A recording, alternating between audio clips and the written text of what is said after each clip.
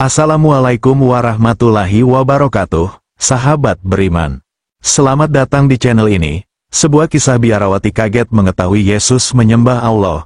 Kisah inspiratif penuh hikmah dan logika yang akan menggugah hati dan pikiran kita. Sebelum kita mulai, jangan lupa like video ini, subscribe channel ini, dan aktifkan lonceng notifikasi agar tidak ketinggalan cerita penuh makna lainnya. Jangan lupa juga tinggalkan komentar sholawat sebagai bentuk cinta kita kepada Rasulullah Shallallahu Alaihi Wasallam. Tanpa berlama-lama, mari kita mulai kisahnya. Bismillah.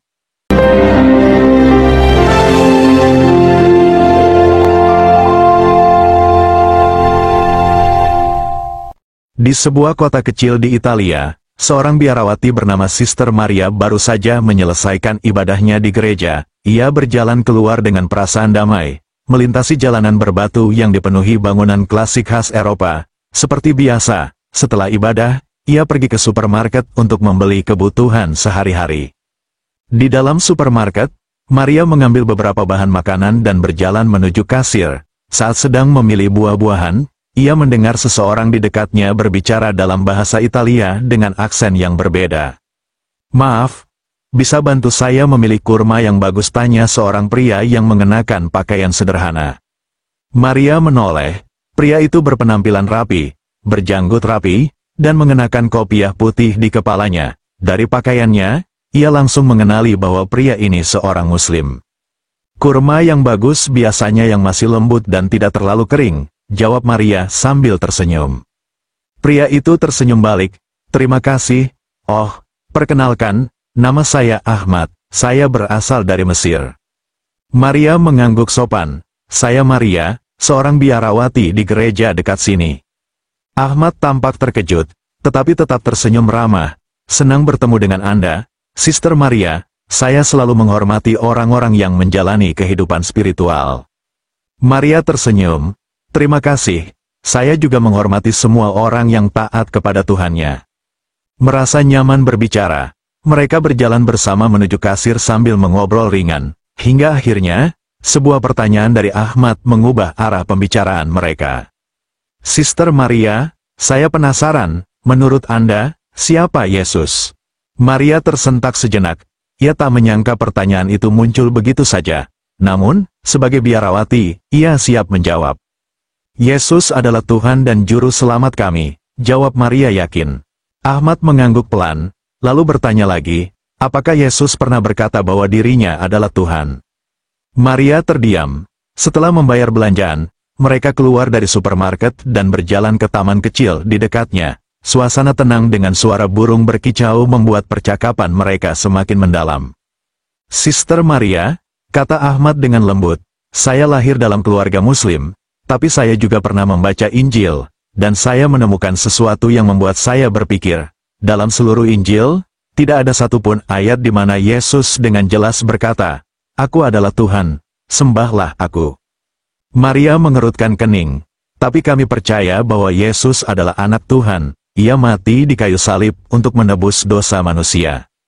Ahmad tersenyum lembut. "Saya menghormati kepercayaan Anda, Sister, tapi bolehkah saya bertanya, jika Yesus adalah Tuhan, mengapa dalam Injil Markus 12:29 ia sendiri berkata, 'Dengarlah, hai orang Israel, Tuhan kita itu esa.' Bukankah ini menunjukkan bahwa Yesus menyembah Tuhan yang esa?" Maria terdiam. Ia tahu ayat itu, tetapi ia tidak pernah memikirkannya dari sudut pandang ini. Ahmad melanjutkan, "Dan dalam Injil Yohanes 20:17, Yesus berkata kepada Maria Magdalena, 'Aku akan pergi kepada Bapakku dan Bapamu, kepada Allahku dan Allahmu.' Jika Yesus memiliki Tuhan, bagaimana mungkin ia juga menjadi Tuhan?" Maria merasa jantungnya berdebar. Ia tidak pernah mempertanyakan hal ini sebelumnya. Maria mencoba membela keyakinannya. Tapi Alkitab adalah firman Tuhan. Itu adalah kebenaran yang telah diajarkan selama ribuan tahun. Ahmad mengangguk. "Saya sepenuhnya menghormati keyakinan itu. Namun, jika kita melihat sejarah, bukankah ada banyak versi Alkitab? Misalnya, ada Alkitab Katolik yang memiliki 73 kitab, sementara Alkitab Protestan hanya memiliki 66 kitab. Jika ini adalah firman Tuhan, mengapa isinya berbeda?" Maria merasa kepalanya berputar. ia memang tahu ada banyak versi Alkitab, tetapi ia tidak pernah mempertanyakan mengapa perbedaannya ada. Ahmad mengambil ponselnya dan menunjukkan sesuatu. Lihat ini, Sister. Pada tahun 325 Masehi, Kaisar Romawi Konstantin mengadakan konsili Nicea. Saat itu, banyak kitab Injil yang berbeda-beda. Konsili ini akhirnya memilih beberapa kitab dan membuang yang lain. Artinya, ajaran yang kita kenal sekarang telah mengalami perubahan dan seleksi. Maria membaca dengan seksama, ia merasa ada sesuatu yang tidak beres. Mengapa selama ini ia tidak diberitahu tentang hal ini? Ahmad tersenyum lembut. Sister, saya ingin bertanya lagi, jika Yesus adalah Tuhan, mengapa dalam Injil Matius 26:39, ia berdoa kepada Tuhan, "Ya Bapakku, jikalau sekiranya mungkin, biarlah cawan ini lalu daripadaku, tetapi janganlah seperti yang ku kehendaki, melainkan seperti yang Engkau kehendaki." Jika Yesus adalah Tuhan, kepada siapa ia berdoa? Maria merasa semakin bingung, mungkin itu hanya simbol ketundukannya. Ahmad menggeleng pelan. Dalam Islam, kami meyakini bahwa Yesus, atau yang kami sebut Nabi Isa, adalah seorang nabi utusan Allah. Ia tidak pernah mengklaim dirinya sebagai Tuhan, tetapi ia selalu menyembah Allah yang esa, seperti dalam Yohanes 17:3, di mana Yesus berkata, "Inilah hidup yang kekal itu, yaitu bahwa mereka mengenal Engkau, satu-satunya Allah yang benar, dan Yesus Kristus yang telah Engkau utus." Maria menunduk, hatinya bergetar. Ia selalu mengabdikan hidupnya untuk Tuhan, tetapi kini, untuk pertama kalinya, ia merasa ada sesuatu yang harus ia cari lebih dalam. Matahari mulai tenggelam di ufuk barat. Maria menatap Ahmad dengan tatapan penuh kebingungan. Aku tidak tahu harus berkata apa, aku perlu waktu untuk memikirkan semua ini." Ahmad tersenyum penuh pengertian. "Sister, saya tidak meminta Anda untuk langsung percaya. Saya hanya ingin Anda mencari kebenaran dengan hati yang terbuka. Karena kebenaran sejati tidak akan bertentangan dengan akal sehat dan logika." Maria mengangguk pelan. Hari itu, ia pulang dengan kepala penuh pertanyaan. Ia membuka Alkitabnya dan mulai membaca kembali dengan cara yang berbeda. Untuk pertama kalinya dalam hidupnya, tetapi juga mencari kebenaran. Dan tanpa ia sadari, perjalanannya baru saja dimulai. Malam itu, Maria duduk di kamarnya yang sederhana di asrama gereja. Di tangannya, sebuah Alkitab terbuka. Tetapi pikirannya melayang pada percakapan siang tadi dengan Ahmad. Kata-kata pria Muslim itu terus terngiang di benaknya. Jika Yesus adalah Tuhan, kepada siapa dia berdoa? Mengapa ada begitu banyak versi Alkitab? Kenapa Yesus sendiri berkata bahwa Tuhan itu esa dan dia hanyalah utusan? Maria menghela napas. Ia ingin mengabaikan pertanyaan-pertanyaan ini, tetapi hatinya tidak bisa tenang. Lalu, tanpa sadar, tangannya membuka Alkitab pada kitab Yohanes 17:3. Inilah hidup yang kekal itu, yaitu bahwa mereka mengenal Engkau, satu-satunya Allah yang benar, dan Yesus Kristus yang telah Engkau utus. Maria menatap ayat itu dengan tatapan kosong. Ayat ini sangat jelas. Yesus menyebut Tuhan sebagai satu-satunya Allah yang benar dan dirinya hanya seorang yang diutus. Tapi bagaimana mungkin, selama ini aku percaya bahwa Yesus adalah Tuhan. Apakah aku salah memahami ajarannya, pikirnya. Maria merasa ada sesuatu yang tidak beres, ia harus mencari tahu lebih dalam. Keesokan harinya, Maria pergi ke perpustakaan gereja, ia ingin menggali lebih banyak tentang sejarah Alkitab. Ia menarik sebuah buku tebal berjudul Sejarah Perkembangan Alkitab, saat membacanya, matanya membelalak. Ternyata, pada abad keempat Masehi, Kaisar Romawi Konstantin mengadakan konsili Nicea untuk menentukan ajaran Kristen yang resmi. Pada saat itu, banyak Injil yang berbeda-beda beredar di kalangan umat Kristen. Akhirnya, beberapa Injil dipilih sebagai ajaran resmi, sementara lainnya dihapus dan dianggap sesat. Jadi ajaran yang aku yakini selama ini adalah hasil keputusan politik. Maria merasa dadanya sesak, ia melanjutkan pencariannya. Dalam buku lain, ia menemukan fakta bahwa kitab Injil asli ditulis dalam bahasa Aram, tetapi kemudian diterjemahkan ke dalam bahasa Yunani, Latin, dan banyak bahasa lainnya. Dalam setiap terjemahan, terdapat perubahan makna yang terjadi, disengaja maupun tidak. Ia membuka catatan sejarah lainnya dan menemukan bahwa nama asli Tuhan dalam bahasa Ibrani adalah Eloah atau Elohim, yang sangat mirip dengan kata Allah dalam bahasa Arab. Apakah mungkin bahwa Tuhan yang disembah Yesus adalah Allah yang sama yang disembah oleh umat Muslim. Maria menutup buku itu dengan tangan gemetar. Beberapa hari kemudian, Maria kembali ke supermarket dengan harapan bisa bertemu dengan Ahmad lagi. Ia merasa ada begitu banyak hal yang ingin ia tanyakan. Dan benar saja, ia melihat Ahmad di bagian buah-buahan. Dengan hati berdebar, ia menghampirinya.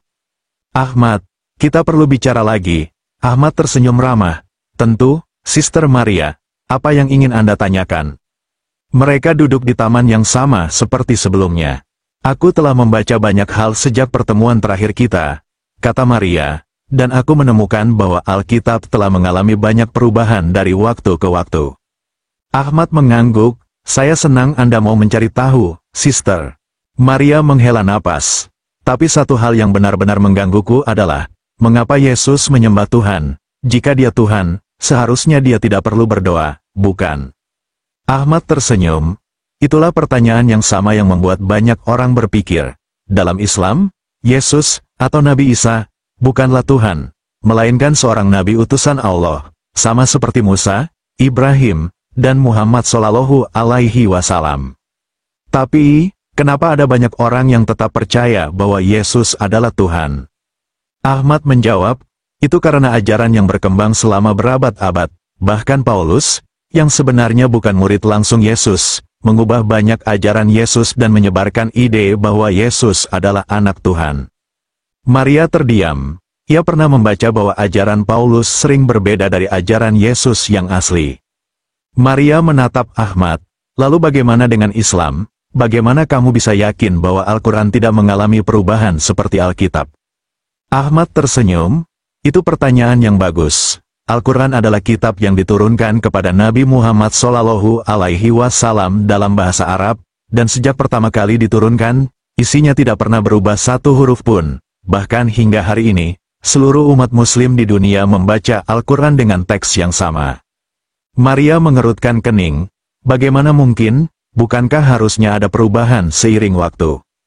Ahmad menggeleng.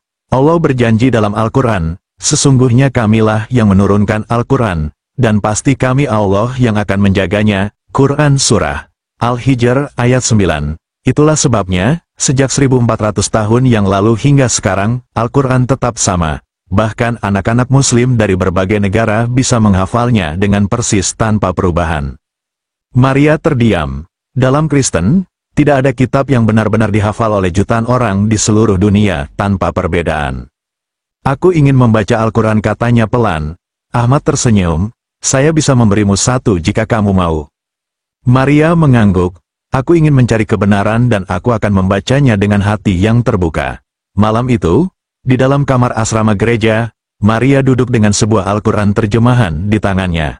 Dengan tangan gemetar, ia membuka halaman pertama dan mulai membaca. Dengan nama Allah yang Maha Pengasih, Maha Penyayang, hatinya bergetar.